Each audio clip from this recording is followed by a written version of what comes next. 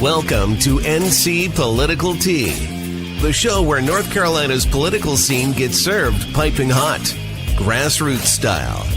We're here to shake up the status quo with unapologetically conservative takes and a whole lot of Southern charm.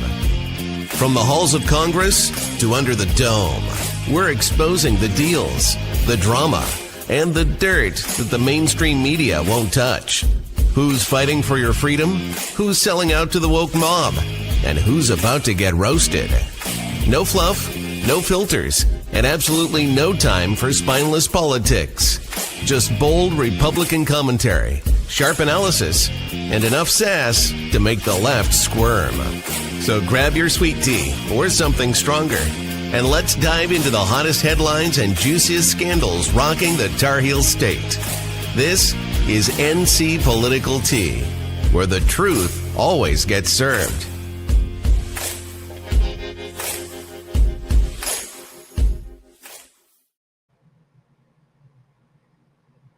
Look at you. I know. We're on. I know. Where's the video? I think I'm back. I tell you, you have to interject a little bit of mistakery just to see if we're not AI. It wouldn't be a show if we didn't have a little bit of mistakery. I mean, it's just, it's all normal here. It's all normal. So you were on vacation. You've gotten back. Tell me how, I think you were at the beach, right? Well, I was gone for a couple of days just to hang out with friends. Yeah, I was at the beach. But I have to be careful because, I have friends at one beach that find out if I'm at the other beach, they'll get mad because I wasn't near their beach. I know. It happens every time. So we're not going to specify a beach that is somewhere not specified. But That's right. That's right. It's so funny because I live so close to the beach. I never go. You live so far away. You always go.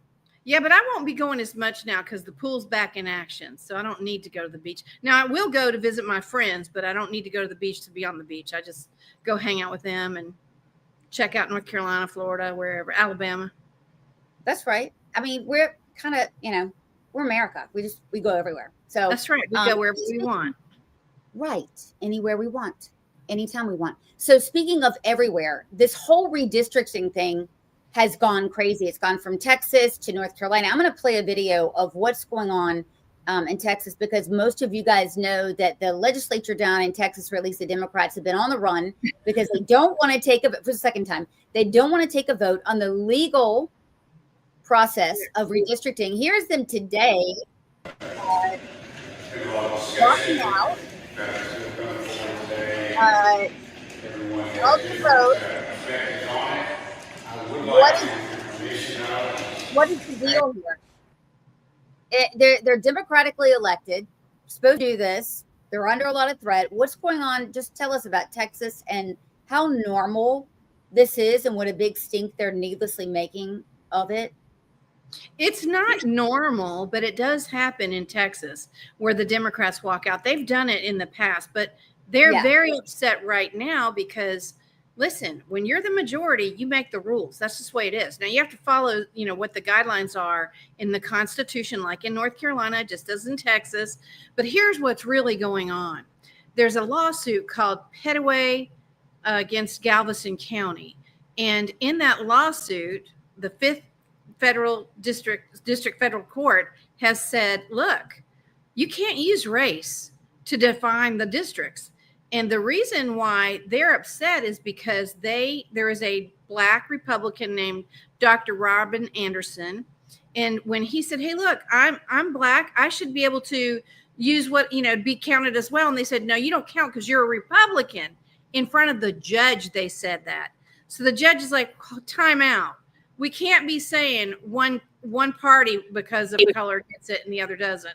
So it's a big deal. And as that case is going on in Texas, there's a Supreme Court case in Louisiana that's being looked at the Voters' Right Act as well.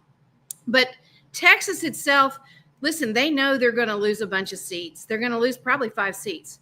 And the Democrats know that. And they don't want to vote for it. They want to hold out as long as they can. There'll be an end to this. but it's a matter of how much pain before the end comes. Right now, their checks are being held. They have to come to the actual Texas House to get their checks, and the fines are piling up. So they're going to have to make a stand on this issue. But Texas is just one piece of it. And then we got Louisiana. But, if you Google or Grok or Chat GPT, who has the most gerrymandering, guess what comes up? North Carolina. Really? Isn't it Illinois, though, in fact? Going by case law and how many times that there have been cases, it's actually North Carolina, Wisconsin, and Pennsylvania. Yeah. Okay. So there you see, old maps, new maps. Yeah, old maps, new maps. But the interesting thing that everyone should know, if you're not from North Carolina, is that we've kind of made history in that SCOTUS has come down in Harper versus Moore, or Moore versus Harper, where our gerrymandering is, legal. It's legal because it's in our state constitution. The other thing that's interesting is they keep saying that we're the most gerrymandered state, but if you go back to the 1800s, which I did, and look at the maps, they stay pretty consistent. What we've done, though, is add new districts. So up until the 1800s, early 1900s, we had 11 districts. And then we went to 14 districts. And so when you reapportion, because you add more districts, because you have more population, what happens? You change the boundaries. Yeah, and you have to. So look, Ted Cruz is kind of saying what you're saying. He said this on a podcast today. I want to put this up and see what you think. Gerrymandered the hell out of their map and is frustrating the will of their voters in their state. So let me give you some specific examples. California, biggest Democrat state in the country. In 2024, 58% of Californians voted Democrat, 38% voted Republican. So 58% Democrat. They have a total of 52 congressional seats. Of those 52, 43 of them are Democrat, 9 are Republican. What does that mean?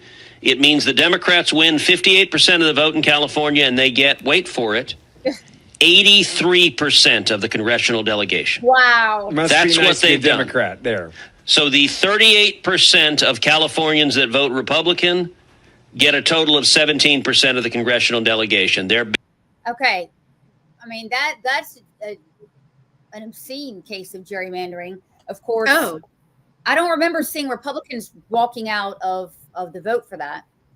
What's interesting is there are a number of states that have 0 Republican delegates, New Hampshire being one. They're up in the 40s, 45, 46%.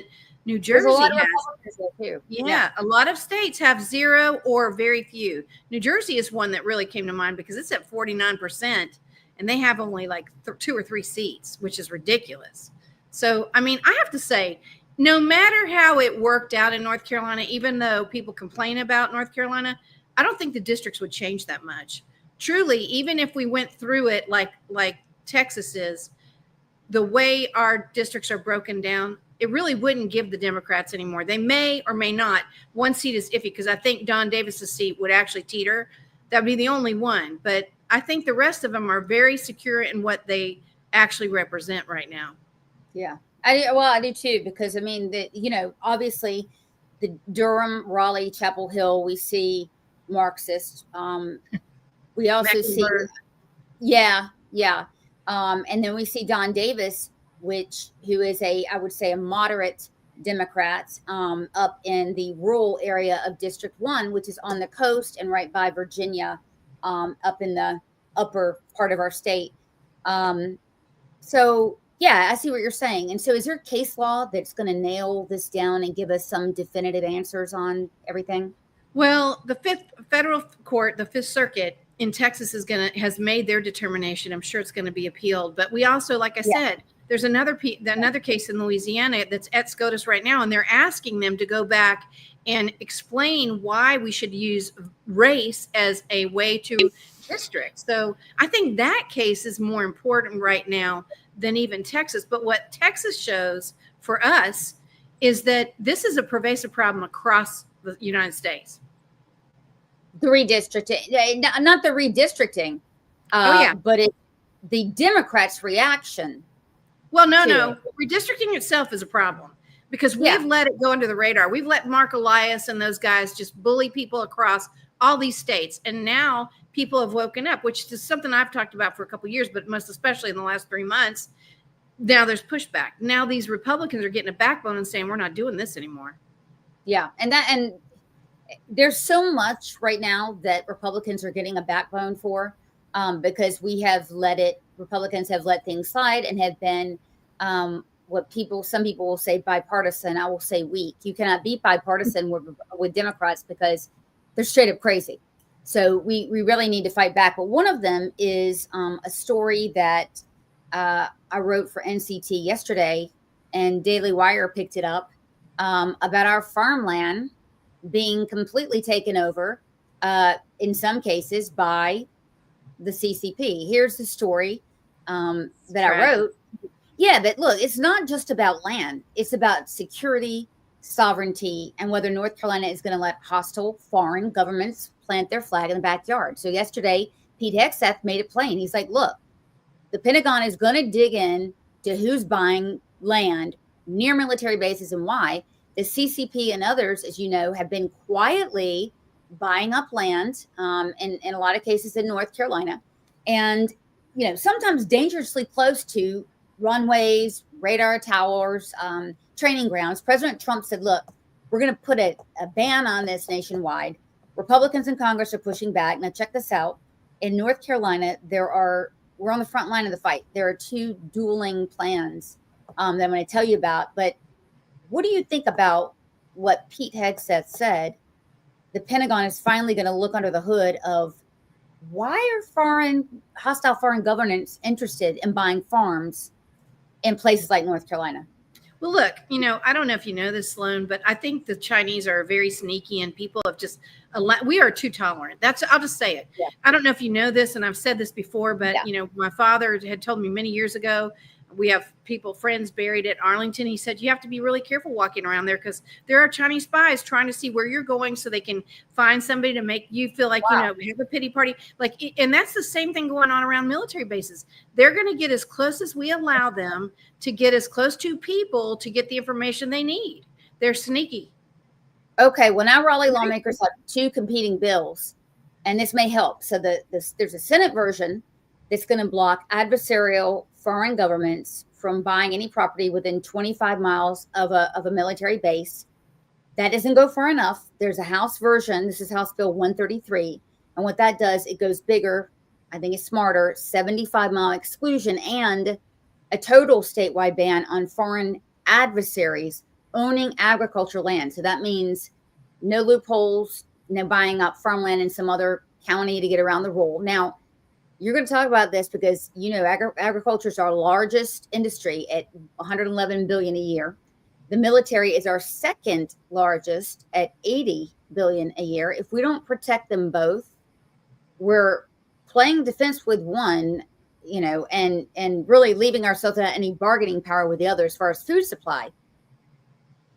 I mean, is this insane that we're allowing this to happen? Absolutely. It's insane. What's even more insane is that we had a governor, Cooper, who condoned it. And we knew he did. We have pictures of him with Chinese, government officials welcoming them into North Carolina to do this. And they did. They took away our pork industry.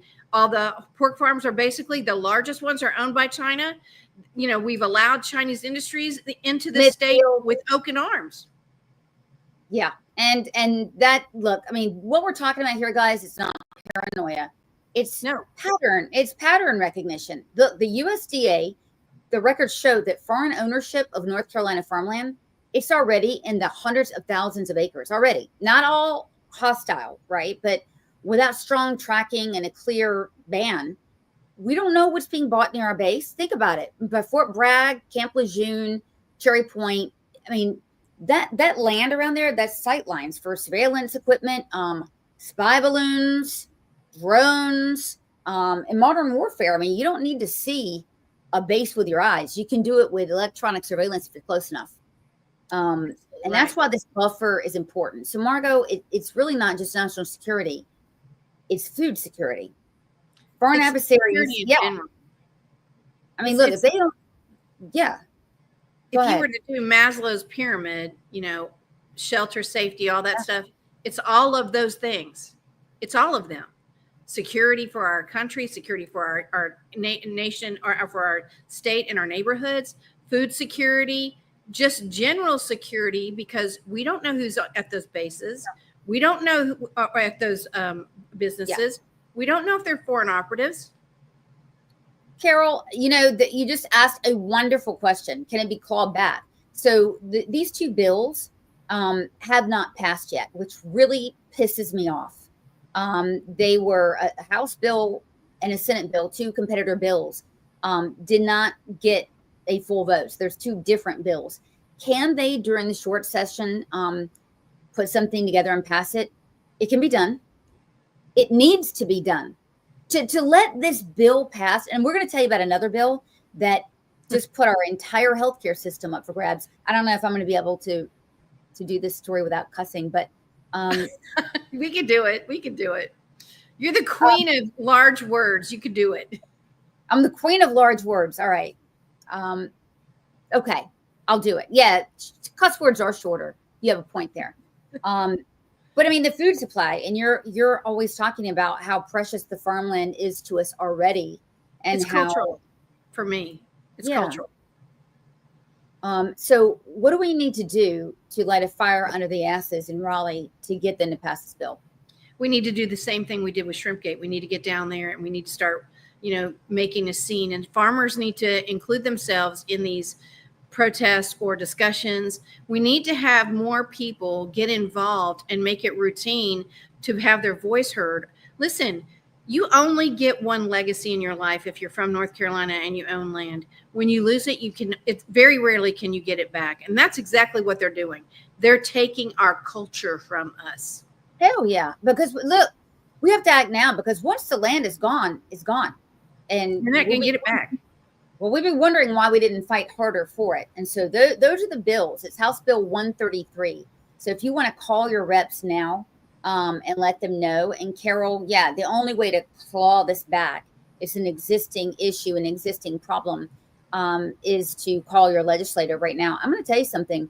I'm getting disappointed a little bit with some of the things that have passed or not passed with this legislature. Republicans are doing great things. They're pushing against some things, but this is doing some dumb things too, Sloan. Like what we're going to talk about next is just insane. Well, yeah. All right. So that we may as well just get it on, right? So this weekend, Greg Murphy, let me add this to the stage. He put up, let's see, whoopsie. Let me get this gone. Okay. So he put up a very unpopular, wow. Okay. This just has a life of its own. He put up this. I think it was like Saturday night. Now you can see down on the bottom, 3 a.m. Here he comes, and he changes this because he had his ass handed to him. He said H-1B visas are critical for helping alleviate the severe physician shortage this nation faces. We cannot train enough doctors fast enough. Blah, blah, blah. Okay. And he got appropriate pushback. And this one got a lot of play. H-1Bs are not critical for the medical system. We have American medical students who are denied residency programs. We're going to talk about that because the medical establishment and Congress limits them, even after going into tens and thousands, maybe $100,000 in debt, passing on their classes. These Americans are sidelined. This is an America Last policy. What do you think? Oh, I went off on Greg Murphy. Here's my thing. Why can't we change the way med school is done to allow for better rotations, different rotations, or more people? And why are we not relying on allowing schools to have more people come in? But then again, I think about PAs. Why can't they allow more PAs in school that can take up the burden? And then what about the military? Why don't we have incentives for people that we know are smart enough to do these jobs to be able to get out? I don't know if you know this, but if you're a medic in the military, if you go work for the VA, you're qualified as a nurse. A PA in the military, what if we, instead of saying you get time for being a PA in the military, we say you get time for being a PA in a rural community while you're in the military? I mean, there's so many more things to do. let me tell you about ECU, Carol. ECU is the top, I don't mean top performing. It's, I think, the biggest school to train primary care physicians in the country, in his district. Yes. And so here's the thing. We do not have autonomy here with nurse practitioners. Nurse practitioners are trained. They have a bachelor's, okay, and then a 2-year degree after that, right? So that's how they're prepared. So this legislature will not vote to have them practice independently. That could immediately get into the bloodstream of our communities. This shortage, it could cure it. We're having a little difficulty. Well, you know why, guys? It's raining in North Carolina, so we're having a little problem with it. But we're not even doing that, right? So we're not. Is he serious? Because he's not serious. He's dead serious, and I think he's so he can't read his own constituents. I mean, he got his ass handed to him. Let's be real. And I think the other part is North Carolina lags in looking at medical practice all the way around. You know, all the states around us allow nurse practitioners to write prescriptions, except North Carolina. I think we just started doing that. Do. We just started doing it in the last 2 years. It just happened, Sloan, because I mean, people would go work in Georgia right next to me, and they could, but they can't hear. And I think that, you know, we have to start looking at ways to help American students. There's a lot of kids who would love to be doctors, but you know, and I know there are rules that nobody knows about that holds them back. So let's get into this. So we don't have a shortage of Americans that want to be doctors. What we have is a shortage of residency slots. Congress froze these back in 1997. Fix that as he can. We wouldn't need to outsource our physician pipeline. So let me explain. H-1B visas, they don't solve this bottleneck. What they do is they just decide who gets a seat. Right now, foreign doctors are taking up spots and American-trained grads would love to do, and that $300,000 in debt could fill, actually. So what a visa is actually permission, if you will, from a foreign national to enter and work in the U.S. This program, this H-1B visa for meds, right, is the one that Murphy's talking about. It's the golden ticket for high-skilled professionals, including foreign-trained doctors. So if you get one, it's a great thing. A specific employer sponsors them, and the visa is tied to that job. So lose a job, lose the visa. Now, here's the thing. These visas are not magic. They're not going to create new doctors out of thin air, and they don't solve the single biggest reason we have a physician shortage. And that problem is on Congress. The cap on the number of residency slots that Medicaid would fund and Medicare would fund, about 100,000 nationwide. That's it. And so there's something on the order of 10,000 medical school students that are sitting on their ass and can't get in. In nearly 30 years, this number hasn't moved in spite of population growth. And, you know, that's crazy. We've added I mean, so it's nearly doubled our medical school grads to around 30,000 a year, and they can't get in. So the thing that pissed me off is here he is with the wherewithal to change that, and he's going for America last. So Margo, you see the problem here. I mean, we're not running out of Americans. We have lazy Congress members that are kissing the asses of foreign nationals. I agree.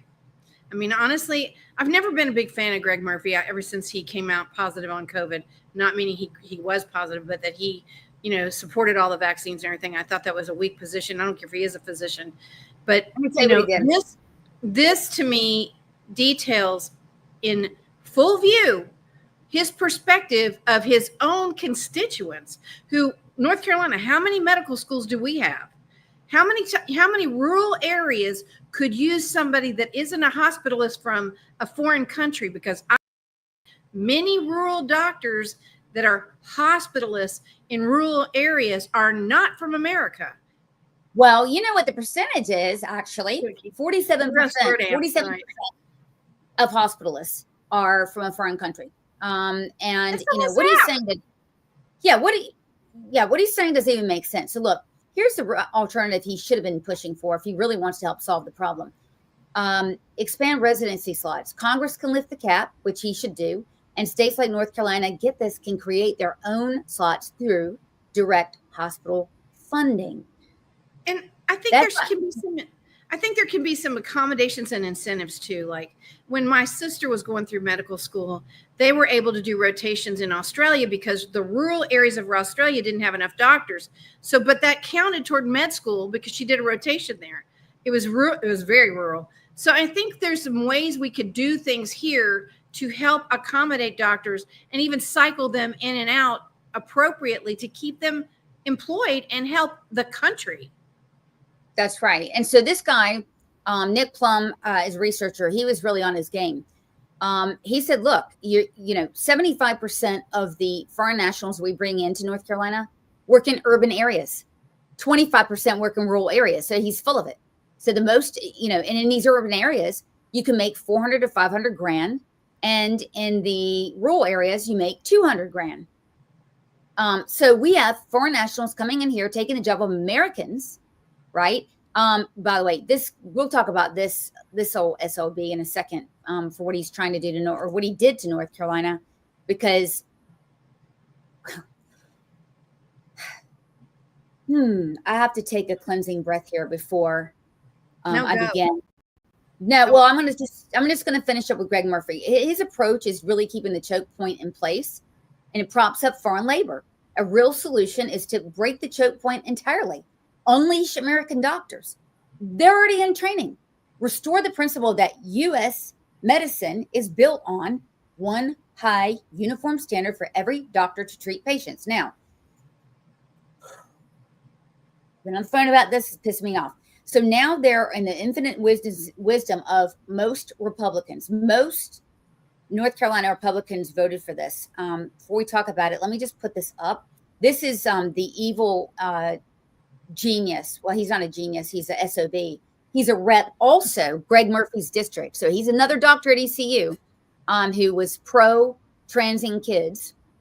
Lied about it when I exposed his ass. Dr. Tim Reeder. So this next bill, okay, here's what it's called. Healthcare workforce reforms. We're going to read it to you. By the way, it's going to make us one large magnet for every doctor from every shithole country, I said it, in the world. I'm going to explain to you how it works. By the way, it's already passed, so we're screwed. These are the additions. Here's the sponsors. Reeder, Campbell out of Cabarrus County. I'm extremely disappointed in you. And Lambeth, who's a weasel, and Larry Potts. Okay. So just before we get cranking, just so you know, that's who's behind it. So this doctor shortage problem, this is their fix. The bill's already been passed. Like I said, we just looked at who sponsored it. So presently, here's how it works in America. If you want to be a doctor, every physician, whether they come in from Bangladesh or Europe or wherever, from Boston to Bangladesh, has to complete a U.S. residency before they can be fully licensed. That's the gold standard. Okay, it's where you get your hands-on training under U.S. standards. That makes our medical system the envy of the world. North Carolina has just become a shithole state for healthcare. Let me tell you why.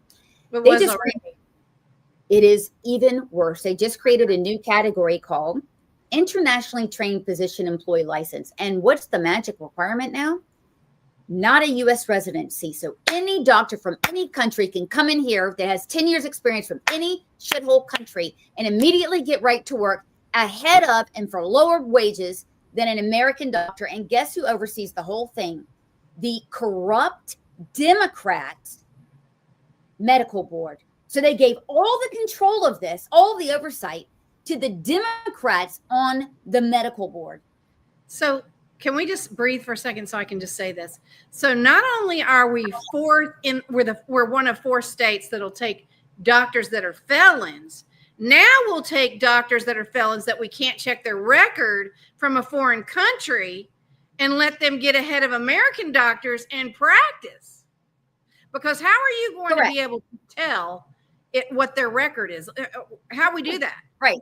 These are the sponsors. Well, you can't. And so what Margot's saying now is the medical board, and what pisses me off is Grant Campbell told you, I don't know if he lied to you, but he told you that it was going to be fixed, that felons would no longer be able to keep their license. He told me, Grant, you did tell me that anti-Semites and people that are calling for the death and destruction of Christians and Jews while they're working, while they're at work. They're putting this on social media. You told me there's going to be a workaround, but you lied. You lied. And what you're doing now is you're giving carte blanche access to oversight of foreigners to this same board.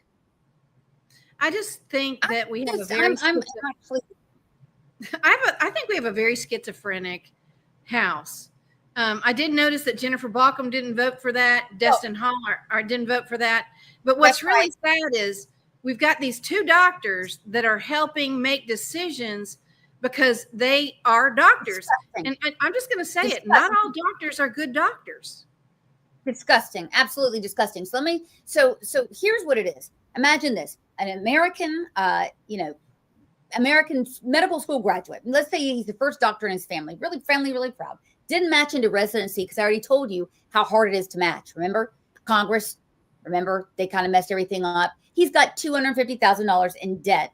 Can't work as a doctor. Meanwhile, a Bangladeshi doctor or an Afghani doctor or Pakistani doctor, those are the real ones. They're able to come in and get right into work, get paid for less, and undercut. I mean, what's your take on how that plays with people who invested a decade in their medical school education? Well, I have several in my family, my sister, my sister-in-law, my brother-in-law. And I think, they worked really hard to get where they were, and just to have someone come in and undercut with all the hard work and fellowships, because they did not just residencies, they did fellowships. 1 to 2 years after that. Cardiothoracic surgery is a 3-year fellowship. It's usually 2, right? Orthopedics could be up to 4, depending on what your specialty is. But they're left out, right? Because let's say we bring in 100 Pakistani doctors. God help us. And we have 100. I think we're gonna dilute good health care. They don't have the same standards that we do. They don't look at things the same way that American doctors do. They don't even understand our drug prescriptions, the way we will move from one drug to another. I don't think some drugs aren't even available in those countries. No, absolutely not. And by the way, the culture is different, people. The culture. So let's go over what it does. Okay. So what this does, brand new, Foreign Doctors Golden Ticket, creates a licensing pathway that bypasses U.S. training standards. Get this. They have to take an exam. The exams, and let me get this off. The exams are foreign exams. They don't have to do a residency. They do not have to take a U.S. exam in North Carolina. They do not have to complete a residency in the U.S. in North Carolina. They come right from wherever they are. It could be right from Pakistan, right from Karachi, into the clinics in North Carolina. Expressway. That's nuts. So that's number 1. And they go to the head of the line. They go before Americans. Number 2, okay, it alters supervision requirements. So it creates a flexibility that will mean looser oversight compared to traditional residency. So if you're an American, your residency is tightly supervised. If you're a Pakistani, golden ticket. So you're telling me that a nurse practitioner would have more oversight than a foreigner who didn't go to medical school, and the nurse practitioner went to school here in America. Wow. Interesting. Now you guys know why we're so pissed off, I hope. Okay. And I continue. Expands eligible practice locations. Let me tell you how this fits. So it could relieve shortage in rural areas, which is the bullshit they're going to tell us, right? But it also removes wage leverage for American trained doctors. So let me explain how this works. Let's say that you went to ECU, right? You want to practice in the area. You get an extra, signing bonus, or they will pay off your school debt to practice in a rural area. Guess what? That goes bye-bye for Americans. Why do they need to? What's the incentive to do that? Don't need to pay that anymore. Yeah. So what they're doing is they're saying, okay, economically strained rural areas, we don't give a shit about you. That's what they're saying. That's These are Republicans that have done this. This is America last. This means our state is up for sale, whether it's our farmland and they couldn't get their self together to pass it, or whether it's this. Our country or our state is for sale, and it's because of the Republicans. I'm really upset about that. The sad part is that we are finding out after the fact. Like how do we repeal this, Sloan? This is sad. And I don't know what we can do to fix it. The VM, I have to tell you, what's good, ladies?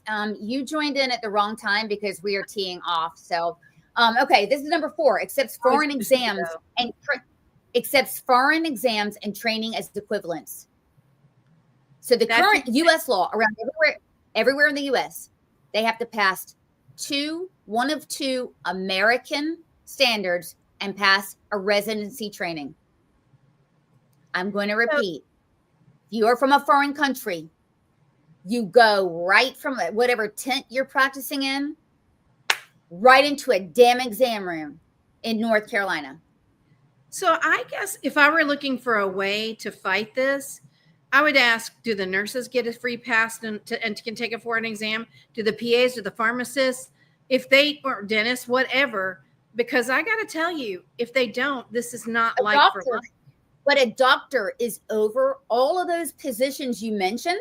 A doctor is over the nurses. A doctor is over the pharmacists. A doctor is over the PAs. They're not, though. A pharmacist can literally tell a doctor you're ordering the wrong meds and I'm not going to serve it. But you know what I mean. Yeah, I think you know what you're saying. But I'm saying anybody in a medical field that doesn't have the same kind of latitude to take a foreign exam should be standing up going, we have to take American exams. If I come to the Philippines, unbelievable. Let me get this straight. Republicans, how dare you do this? Let me get this straight. You're not allowing nurses who have, 2 years of postgraduate, right? Who have the same exam, who are tightly regulated. You're not letting them have independent practice, but you're letting somebody from a foreign country come right in and do it. If I were the nurses, I would be in an uproar. In fact, I think we're going to get a hold of and maybe take to dinner the lobbyists, the nurses who are lobbyists. I think the pharmacist would be another good one. This is outrageous.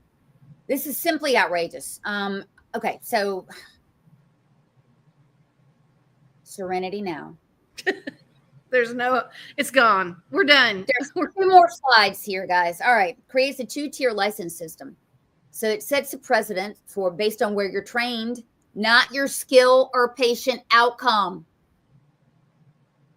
So there's no competition. You're going to accept a lower wage. But wages have been falling anyway. So what you're doing really is we're just turning into Canada. Think about it. Well, the UK. When my sister and my sister-in-law were practicing, Medicaid didn't in the beginning. They didn't get their cost just told to them by what they could charge by Medicaid. Now everybody lives by the Medicaid or Medicare schedule. That is it. I think we've got one more slide. We can do it. This is just creating socialized medicine.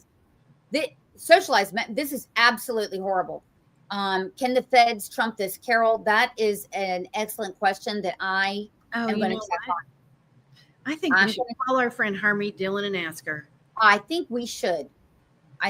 So this does absolutely nothing to put Americans first. They could have said, you know what, we're going to create spots for 20 extra Americans in our medical schools to bring them in. Now it would have been peanuts, right? But it would have been a small token. Nothing. This keeps the bottleneck. This keeps America last. It's done by Republicans, which is so offensive to me. It should be offensive to every American, especially rural Americans. Like, here's the deal. When you live in rural America, it's not like you get a lot of choices. You just don't, because honestly, poor people don't get a lot of choices in healthcare. They get who will take their insurance. And if you think about it, like, it's really putting the poorest of the poor in the worst, most disadvantaged situations. And right.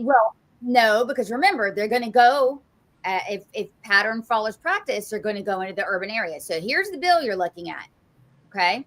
The rejects are going to go in the rural areas, though.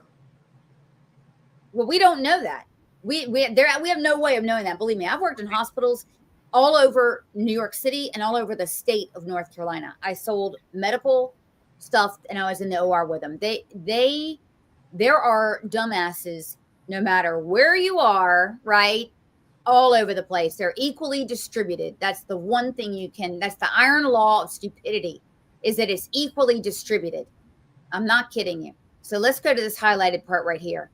Expedited license, a full and unrestricted medical license granted by a member of the state to eligible physicians set forth in the compact.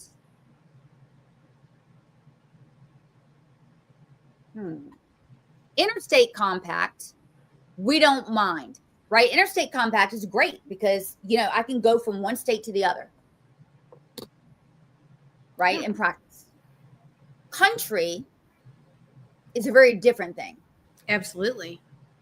Look, there's going to be a lot of barriers, cultural barriers, communication barriers, a lot of things that I just don't think we're looking at in a way that's going to be, once again, I go back to what I said when we talked about land being taken by foreigners. This is once again eroding our culture, period, end of story. Yeah, no, I totally agree. Carol, let me put this up here. Is that what you want to see? You want to see this again? Okay. All right. So it's a long bill, right? Are these physicians exempt from lawsuits? Kyle, great question. I imagine not. Right? Probably not. I would say not. How do you? That would be a hard one, don't you think? But Kyle, you just brought up a very good point that we should also add in, is that will hospitals say, I'm not going to take the risk of hiring somebody that came, right out of ashwagandha or whatever. I'm not going to take that risk. I mean, wouldn't you think? Yeah. I mean, wouldn't you think that would be a little counterbalance here, and say, all right, well, I'm not going to take that liability, knowing that Americans are better trained. I just honestly go back to what I said. North Carolina has been known as having premier medical schools. And I'm saying even, Duke, Carolina, even East Carolina for rural medicine.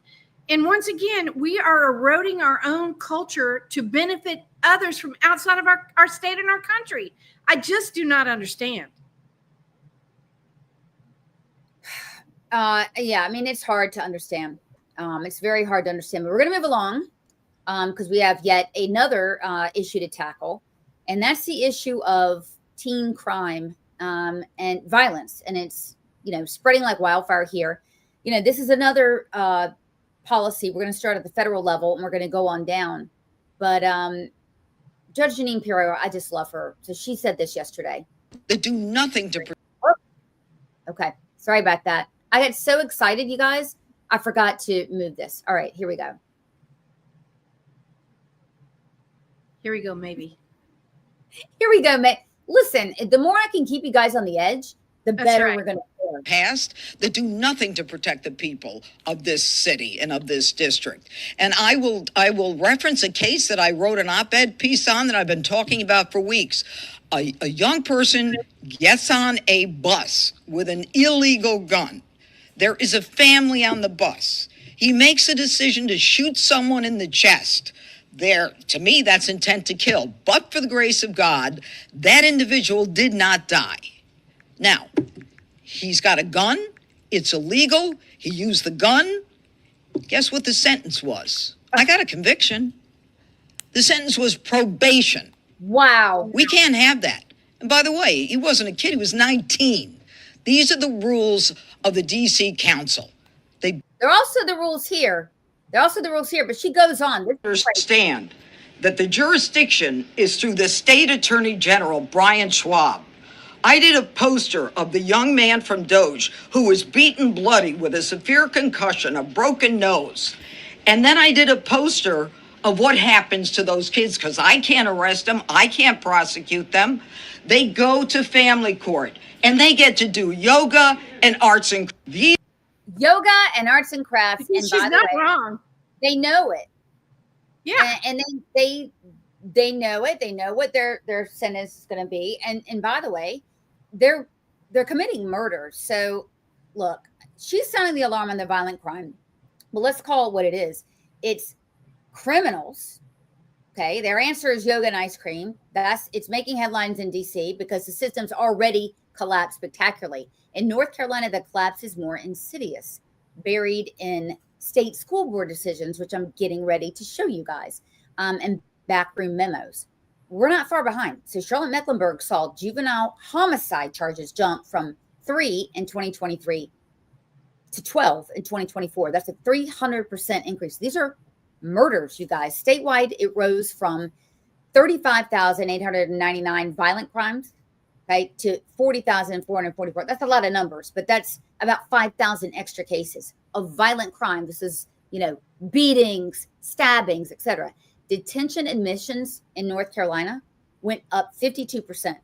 That's this year. And adult crimes and adult population dropped by 5%. So you can see the unevenness. This is not an anomaly. I mean, it's momentum all across the country. So if we're ignoring that momentum, go ahead. And we all know that gangs, they go solicit for young people to do hard crimes because they know the punishment is less severe. Exactly. So DC's response is laughable, but North Carolina's response is equally laughable, especially in places like Greensboro, where I am in Raleigh, etc. Here's a perfunctory data point. Delinquency rate per 1,000 youth, okay, dropped from 28.8 to 28.3. It only fell because the number of youth rose. So that's the kind of stuff they're putting out. Yeah, it rose something like 9% in this particular year, last 2023. That's a statistical sleight of hand that they're trying to push off on us. Meanwhile, courts are slow to act. Diversion programs, they're overwhelmed. Juvenile offenders repeat, are serious. They keep coming back in. But Margot, what's the cost when leadership in DC and in North Carolina offers just a sounding board and not a crackdown? Who pays and why? How? Oh, the citizens pay. And the most vulnerable citizens pay first. That would be the elderly and children. And I think the most important thing people don't understand is our governor and our former governor were all about letting juveniles out on as light a sentence as they could get. Whereas some of these juveniles deserve hard time. Not North Carolina. The Democrats vehemently oppose that. Oh, of course they do. They oppose it for illegals. If they oppose it for illegals, you already know, you already understand what their thing is here. I mean, it's absolutely ridiculous. So yeah. So let me just tell you that we have a new policy now because of the state school board. The state school board is run by not Democrats, but Marxists. The state school superintendent is a DEI Marxist. I'm not a drinker, but I see why people do it. You know what I mean? Yeah. Tonight is one of those nights. Let's see if I can get the video. This is Mo Green. Right. He's a DEI aficionado. So North Carolina state superintendent and the board have decided to get this. Chronic absenteeism, missing as many days as you want, is not serious enough to enforce. What they've said is we're going to loosen attendance penalties now. Missing any amount of days will not ruin your grade, and it will not make you fail. Oh, wow. And so, yeah, so having teams out on the street, et cetera. So let's get real. 25% of students already miss 10% more of class. That's the stats in North Carolina. This means 1 in 4 kids. Districts like Robeson, counties like that, and, others and out east, the truancy rate is higher than that in 30% of the students. Well, I think I saw one of the state school board members said that we need to stop badgering teachers and be respectful to the teachers and stop saying that there's indoctrination in schools. That was his answer. I saw that on X today. I was like, oh, hell no, that cannot be. You cannot think we believe that you're right. So what you're telling me is there's a dumbass sitting on the school board. Yeah, there's several of them. So it's hard to pinpoint. So let's compare this. In DC, the system has responded publicly to violent teen crime with absurd leniency, and now it's getting roasted for it. By the way, that system's collapsed. Meanwhile, in North Carolina, I just told you the crime stats are way up, but the official response is to quietly loosen school accountability. You can come to school 1 or 2 days the whole year. DC's mistake is obvious. Ours is not obvious. And that's the problem. But that brings us to there is a little silver lining, and I think you are really going to help us talk about this. 2026, we've got the DA races all across North Carolina. Yes. That's really going to make the difference because DAs, guys, have the ability. Sorry, guys, we're losing service here. Yeah, it's actually not fair, Carol. All right, Margo, do I have you here? You got me. Okay. All right, so DA races are going to be, I think just about, we have 100 counties, I think in about 70 of them. How important is DAs to the system? Well, a DA sets the tone for how they're going to literally do punitive things to people who break the law. The challenge is what I find, and I think is disappointing, is they would rather plead a case out to get it off the books than to actually take it to trial and get the appropriate sentence. Now, some instances I understand that, but a lot of these violent crimes should never plead. Any child crime, sex crime, or anything like that, no plead. Murder, rape, none of those should be pled. Period. We've done shows quite frequently where we have talked about young men, 17-year-olds raping 16-year-olds, 14-year-olds in school and coming back with an ankle bracelet on the following day to school. True. What does that do for the victim? It's a true slap on the wrist.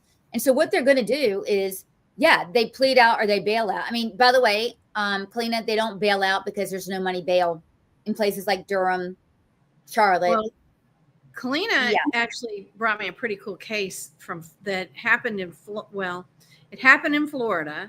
It was a guy who raped a child. The state of Florida set the bond at $500,000, but the guy fled to Western North Carolina, and we had to use our terms for bond because they're not the same. So his bond was like $50,000. How crazy is that? So even across state lines, North Carolina doesn't even know what's going on. Yeah, Shining Star, I'm with you. There needs to be a way. Yeah, I mean, because look, even Kamala Harris, when she was the attorney general, she's a tough attorney general for a couple of years here in California. She bragged about having parents arrested when kids didn't show up for school. She did arrest them. She arrested them. Right. I mean, does it have to be that extreme? Maybe in some cases, yeah. But what they're saying is no longer are there going to be truancy officers. We don't need truancy officers. It doesn't matter. And so when kids are not going to school, are they shoplifting? Yes. Are they doing drugs? Yes. Are they being supervised at all? No. Probably not. And so in other words, there's no incentive now for parents to get their kids to do the right thing because it's decriminalized. To me, the second you said that, Sloan, I was like, get your kids out of public school. If you don't want to have an absentee card, homeschool them. Homeschool them, and nobody knows whether they're absent or not. Right. It's and again, this guy is a far left DEI Marxist. He anything. By the way, he doesn't want Black students in particular punished at all. Thinks it's racist. You see this dum-dum right there. That's Eric Davis. He's the chair of the school board. He is a white progressive, simp. He works at Bank of America. He is like one of the execs there. And so he's, sitting there all slack jaw and, this is going to really, level the playing field. No, it's not. I think it's ridiculous. Yeah, no, it's absolutely ridiculous. And so you can expect more. In other words, are we teetering? Is it too drastic to say that we're teetering on the edge of destruction in terms of teens? It's not, because that's what happens. And oh, by the way, Republicans, again, the legislature controls the schools. They could easily pass a bill, okay, and this would not fly. Republicans, Absolutely. you have work to do. Get All it right. done. Just Get it done, man. Let's stop talking. Let's stop bullshit. Let's get it done. All right. So we're going to end on this note. So it looks like sororities and white girl magic is back again, because check out what's going on all across the country. It's rush week. All right. And girls aren't embarrassed about it. It's a TikTok sensation that sororities are, great looking girls in good shape, putting their best foot forward. Wearing the American flag. Wearing the American flag. This is back in. They're trying to replace, and by the way, these girls never went away. But too many of the college girls that we are seeing is green-haired, blue-haired, 600-pound wildebeests that are screaming and yelling and burning our flags. Well, listen, I want to just say I took a look at the UNC system, and shout out to the UNC Wilmington girls, to the UNC Zetas, and also the Phi Mu's, and shout out to North Carolina State. They've done really well, the girls at those schools. They've all got blue jeans on, doing their dances. They didn't make it to the big leagues like Fox, but they're great on TikTok. Yeah, I mean, I've seen them, in cowgirl outfits. I don't know what that's called, guys. I don't know what that stuff is. That, the get Cowgirl up. magic. Cowgirl magic, right? But there's a couple of comments. Eric went to town hall, and we could email questions and concerns that be answered. I had not heard from him. Wow. Well, Eric, you're the wrong kind of black man to be asking questions. You know that already. He's not going to answer any conservatives' questions. So we need more options for EC kids. Yeah, we do. We absolutely do. Schools are not working. They haven't been working. They're broken. And Republicans are pouring more money into it. I say Republicans because they're in charge now. They like to point that out a lot. And look, they've done a lot of great things, and I'm the first to pat them on the back. In fact, I'm usually hesitant to criticize them. Margot, you know that. I honestly feel like we need to learn how to co-op schools and churches better. Small group co-ops of homeschool kids. I think that's going to, listen, that's where my dad went to school growing up. That's where my mom went to school growing up. I went to church school when I was little. I don't think it's a bad thing. You're out. I can't see you. Sloan, I think you're gone.